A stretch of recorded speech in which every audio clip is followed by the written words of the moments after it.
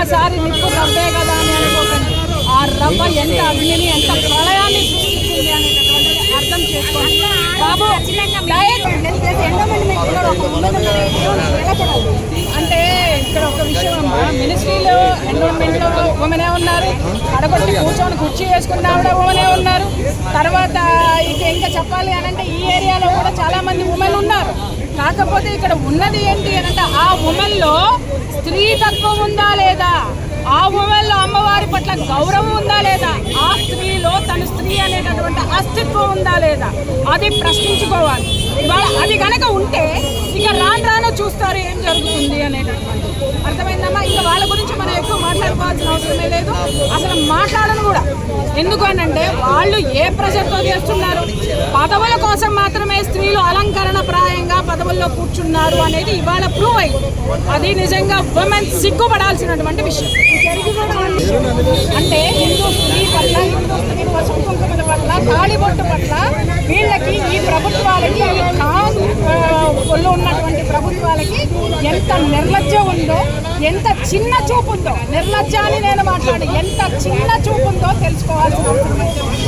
నేను నిజం చెప్తున్నాను, ఆ రోజు తెగిపడింది నా నల్లపూసలు కాదు, ఆ రోజు అమ్మవారిని తీసిన రోజునే ఆవిడ ఏంటి అనేది ప్రూవ్ చేసుకుంటుందని నేను చెప్పాను. ఇవాళ కాదు, చరిత్రలో గుర్తుందో లేదో జనం మొత్తానికి సుంకులమ్మ గుడి గుర్తుందా, గాలి జనార్దన్ రెడ్డి అనేటటువంటి పెద్ద టైగోను తలుచుకుంటే గవర్నమెంట్లనే కొనగలరు.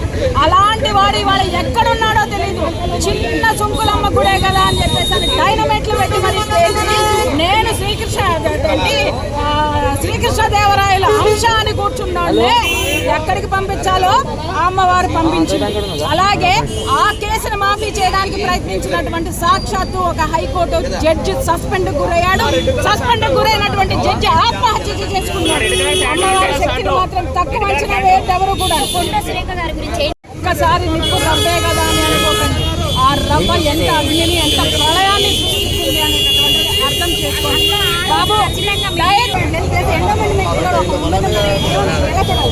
అంటే ఇక్కడ ఒక విషయం అమ్మా, మినిస్ట్రీలో ఎన్విరాన్మెంట్లో ఉమెనే ఉన్నారు, అడగొట్టి కూర్చొని కుర్చీ వేసుకున్న ఆవిడ ఉమెనే ఉన్నారు. తర్వాత ఇంకా చెప్పాలి అని అంటే ఈ ఏరియాలో కూడా చాలా మంది ఉమెన్ ఉన్నారు. కాకపోతే ఇక్కడ ఉన్నది ఏంటి అని అంటే ఆ ఉమెన్లో స్త్రీ తత్వం ఉందా లేదా, ఆ ఉమెన్లో అమ్మవారి పట్ల గౌరవం ఉందా లేదా, ఆ స్త్రీలో తన స్త్రీ అనేటటువంటి అస్తిత్వం ఉందా లేదా, అది ప్రశ్నించుకోవాలి. ఇవాళ అది కనుక ఉంటే ఇక రాను చూస్తారు ఏం జరుగుతుంది అనేటటువంటి అర్థమైందమ్మా. ఇంకా వాళ్ళ గురించి మనం ఎక్కువ మాట్లాడుకోవాల్సిన అవసరమే లేదు, అసలు మాట్లాడను కూడా. ఎందుకు అంటే వాళ్ళు ఏ ప్రెషర్తో చేస్తున్నారు, పదవుల కోసం మాత్రమే స్త్రీలు అలంకరణ ప్రాయంగా పదవుల్లో కూర్చున్నారు అనేది ఇవాళ ప్రూవ్ అయింది. అది నిజంగా ఉమెన్ సిగ్గుపడాల్సినటువంటి విషయం. అంటే హిందూ స్త్రీ పట్ల, హిందూ స్త్రీ కుంకుమల పట్ల, తాళిబొట్టు పట్ల వీళ్ళకి ఈ ప్రభుత్వాలకి ఒళ్ళు ఉన్నటువంటి ప్రభుత్వాలకి ఎంత నిర్లజ్జం ఉందో, ఎంత చిన్న చూపు ఉందో, నిర్లజ్జాన్ని నేను మాట్లాడి ఎంత చిన్న చూపు ఉందో తెలుసుకోవాల్సిన అవసరం అయితే ఉంది.